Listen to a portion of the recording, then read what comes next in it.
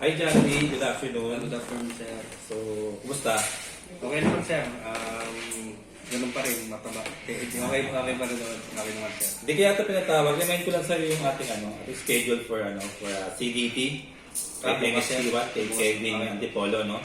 Sa may GMA, tama ba ako? Sa may Black 6, no? So, dito, i-retake natin yung objective ng BCP process, no? Yung importance ng process ng BCP. And hindi because na natin parang pinupulis natin sila, wala tayong tiwala, kundi siyempre para matulungan natin sila at ma-assist natin sila kung saan yung mga opportunities natin, no? Kung may mga miss out pagdating sa mga proseso, so doon yung papasok yung yung as your OM and as his supervisor. So, at i-ano ko sa'yo, i-speak ko din sa'yo yung yung last CDT mo kay Kevin. So dito, mga opportunities na nakita dito sa ating fieldwork agreement summary report mo.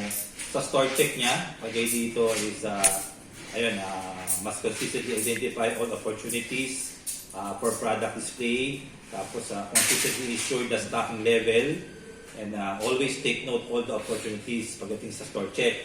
Pagdating naman sa presentation niya, so use map to guide and prepare for SO, then identify proper right quantity for SO. And lastly, yung kanyang prepare SO agenda is consistently finalize order based on inventory and prepare all coming as activity in sell out. So ito yung mga na-call out mo sa kanya ng last CDT mo. So hopefully tomorrow sa ating CDT, dapat hindi natin ito makita.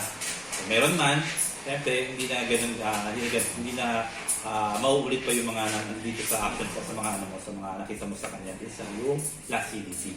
Meron ka bang gusto sabihin Jandy or comment sa gagawin natin CDT tomorrow? Wala naman, sir. Sa akin lang din po, maghahagdan na lang po kami ni Kev maya po. Yes. In terms naman sa tools, lagi naman kompleto po si Kevin. Sige, so yun din. So since maghahadol kayo mamaya, so pa-discuss na lang sa kanya kung ano yung mga kailangan natin tomorrow bago tayo umalis, no? Pagdating sa field, no? So that's all for now and see you tomorrow, Jackie. Thank you, sir.